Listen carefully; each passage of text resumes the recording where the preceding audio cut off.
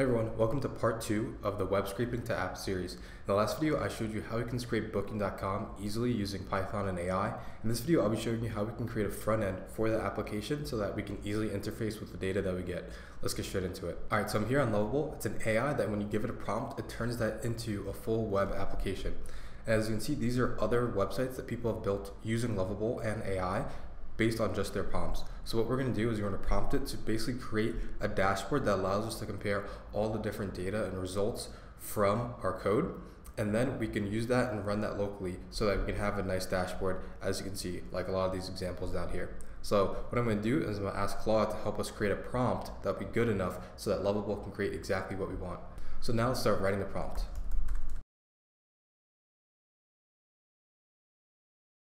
And so now I'm just giving an example of the data that it's going to be using.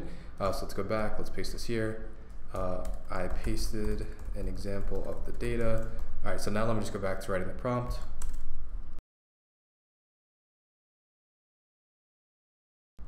All right, so that's the prompt, not super long. Basically just telling it that this is going to be a prompt. It's writing a prompt for an AI agent that's going to create a dashboard for us from Booking.com. I gave it an example of the data that we're going to be providing it. And now it's just writing this prompt. Then we're going to pass that into Lovable, and Lovable is going to make the actual service for us. All right, so it looks like the prompt is finished. So I'm going to come here, copy it. Now I'm going to go to Lovable, paste this in. So hotel booking data aggregator, build a web application, okay, sample data format. This is already created. Yeah, this is already done. So I don't need the backend service. Front end application. Yeah, so this looks pretty good. I just went through it. So what I'm going to change is I'm going to tell it that for the request information, you'll be calling a locally hosted server. And I'm not too, let me sign in, but before I sign in, I'm not too worried about what the actual API endpoint of this is because I can just go into my server and change that. So let me sign in and get this up and running. All right, so now that Lovable is going ahead and building the actual website, let's go back to Cursor and let's turn this into a REST API. So if you're not familiar with what a REST API is, it's essentially the way web apps and servers communicate. So if you go to google.com or apple.com, when you go to that website, you're making a request to their server. So now what we have to do is very similarly, we have to make this script a server so that way our front end can call it and we can get the data. So what I'm going to do is I'm just going to ask AI to help us do that. All right, so I just asked AI to turn this into a Flask server, and Flask is just a lightweight Python library that allows us to easily make quick web servers that we can especially run locally. So I'm just gonna let that finish, and now we just have both AIs running, and I'll just come back when both are finished. Okay, so Lovable finished, and as you can see, this is what it gave out, which is absolutely insane. I don't know where it's getting the images from, so we're probably gonna have to figure that out, but this is actually insane. And let me just, let's double check that this is the data that we actually provided it. So 401 Lenora Street, let's go here. Let's do this. Let's see, 401, what's happening? All right, 401 Lenora. Okay, so that actually is what we provided. Wow, that's crazy. So this looks really good. I just think it made up these images. Yeah, this is not Seattle. Okay, so we're gonna have to change the images or just get rid of them. So it seems like the filtering and searching is working. Let's do Seattle. I don't know where it's gonna get the New York data from, unless we provided that as well. And San Francisco. Okay, cool. This is really good. Yeah, this is really good. 2 stars, 4 stars, price per night. This is insane. Oh wow, this is like the lowest and this is the highest. All right, so if I set the max is like 270, yeah. Wow, this is crazy. AI is really good. All right, so now we're gonna wanna connect this to our backend API, which is still being built out right now by Cloudflare. So we're gonna have to wait for that to finish. Then once that's done, that's gonna provide API documentation. We're gonna give Lovable the API documentation, and then we're gonna also run our service locally. So what that's gonna do is, this isn't gonna be deployed on the internet and people are not gonna be able to access it from the website or from a website. You can't just give someone the URL. However, we will be able to use it ourselves, and that's the power of AI. You can build these like internal tools that you can use for yourself. All right, so Cursor finished making the API and the API documentation. So what we're going to do is we're going to take this, we're going to go to Lovable, and we're going to paste it in, and we're just going to say, this is the documentation for the API running locally. Edit the web app to use this API. So now it's going to edit this and basically use that local API for the information and for the data instead of using static information. Because right now this is all hard coded in and it's not being dynamic and it's not updating. So we're going to change that. And then we're going to go back here and now we're going to start running the server locally so I can actually call it. All right, I created a virtual environment and I added Flask and curl CFFI. So now we should be able to run the server. So if we go here, run it, we now have this running locally. And if I go back to Lovable, let's see, we got an error when I was trying to build. Let's see, show logs. All right, so let's just have it try to fix that. Yeah, and sometimes it's just going to happen. It's going to run into issues when it's trying to update and edit the code. But essentially, I don't think that was anything on our end. Basically, what it looked like was just a React error, and it was having a hard time parsing the information. So we'll see how that goes. All right, so now it's working again. So let's see, API unavailable. Let's try again. Let's reset. Please check if the API is running. All right, so what I'm probably going to do is I probably have to take this off of Lovable and bring it into Cursor to figure out how this is going to work and make it run. So let's see, because Search Hotels is not working. So if we look at the code, let's see. Yeah, I'm not seeing any issues in the code. And when I look at the terminal, we are getting requests being made. As you can see, 200 requests get and everything. So if I go back, let me go back to the UI. Let me try searching. Clear this. If I try searching, yeah, I get a 200. So let's ask Global to fix that. So I'm just going to copy this. I'm going to go, I'm running.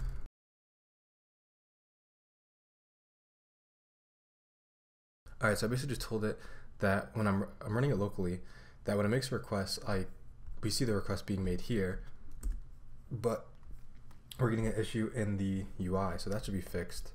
And again, we may have to take this into code and do this in Cursor. It's probably an issue with cores, yep. Cores issue, so let's see if that can be fixed. If not, I probably have to fix it within the actual API itself. So let's see. If we go back here and we go to app, does it handle cores at all? It does not. All right, so let's tell it to handle cores. Edit the API to handle cores calls. All right, so now we have both figuring out and editing the cores calls. So hopefully that fixes and handles everything. And it's saying, yeah. So it's saying the issues that your Flask server needs to handle cores properly. So let's go here. Let's go back here. I'm gonna wait for this to finish, and then I'm gonna tell it to make sure it has all this. So it's gonna add that. Then I'm gonna go back to terminal. Yeah, UV add Flask cores. So now this is adding the Flask cores package. So now that should work, and this is adding the cores up here. So now it's allowing the API to be called from anyone or from any origin, and then you can do get post options, and it's just setting the types of headers that it allows, and then it updated the route as well. So now everything looks like it's good to go. So let's restart the server.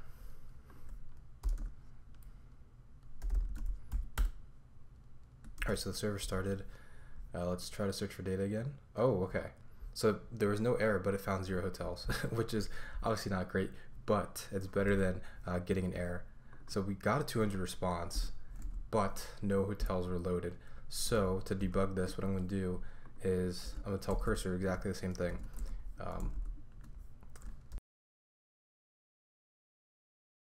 Let's just make that bigger for you guys to see. So essentially, what I'm pretty sure is the issue is that the front end or the server is returning some data, and the front end is not prepared to handle the data in the current format. So I'm gonna have the server return all the data. Then once I see the format of the returned information, I can pass it into Lovable and say, hey, now that the server is communicating correctly with the front end, this is the response, and this is what it looks like. So this is how you should anticipate the data to look like, and this is how you should handle it. So now let's make sure that the requests are being made correctly. So what I'm going to do is I'm going to go to Postman, and I'm going to copy the request body, and I'm just going to show Lovable what the proper format is, so it knows how to make the request. Or I guess actually it's the backend that's having an issue because it's not returning the actual information. So if we go to Booking.com, when we run the script, it does return results. So actually, let's just double check that it's returning results. Let's quit this. So UV run Booking.com. Let's do the date of, let's see, the 6th of, so we're gonna do June 11th, 2025. Let's do June 12th, 2025. Max price of 500, 3 stars, 10 reviews. Yeah, so we get the data. So that means there's an issue returning the data from the backend. So let's have it, AI help us edit the app.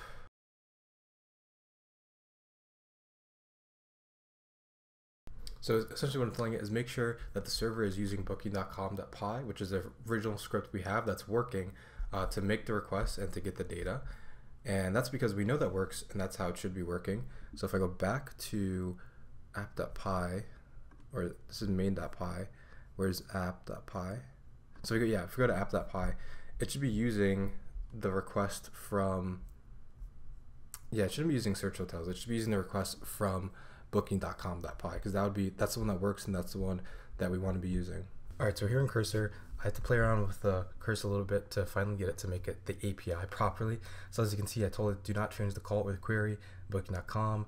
Instead, just turn this into an API and return the full JSON, and that's what it did. So now if I go back to the terminal and I make a request, now I get the data in this JSON format, which is exactly what we want.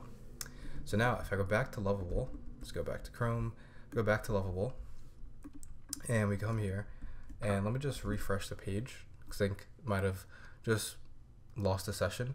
As you can see now it does the search. It actually gets the data from the request, which is actually really nice.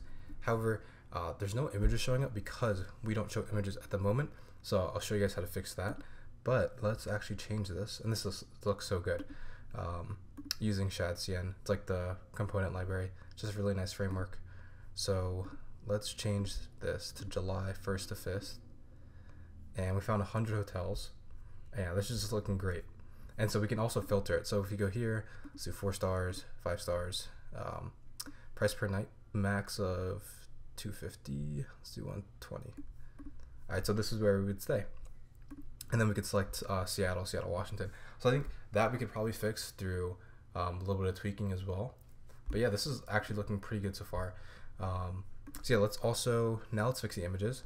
So if I go back to Claude, as you can see here, the issue is that when the data is returned from the query, it's giving us this link right here, and that's not complete. So what we need instead is we need the full URL from the data. So to get the full URL, I just pasted this into Claude. You can see like what type of link this is and how can I get the full image. And it basically just told me, hey, this is the format. And so if we paste this, you actually can see this is the image that I got from Booking.com, and it goes to Booking.com's their CDN. So what I'm going to do is I'm going to take this information. I'm going to go back to the API, and I'm basically just going to tell Cursor and AI, hey, this is the format for getting the images based on the URLs. Edit the code so that we get the image URL that we can use in our front end. So I'm just going to do that now.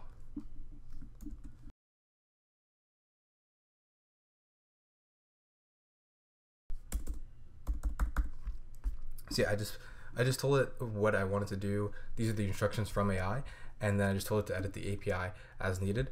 All right, so AI just finished. Again, took some prompting back and forth. Actually, I ended up having to use Claude 4, but in the end, now the images are working, which is really good to see actually. So basically, you might be thinking about, okay, so this essentially replicates Booking.com. What's the benefit of this? So now what we could do is we could add extra cities. So using the exact same method we used in the last video, you can go ahead and get San Francisco, you can get New York, you can get Portland, then you can tell AI like, hey, this is the request format for those other cities.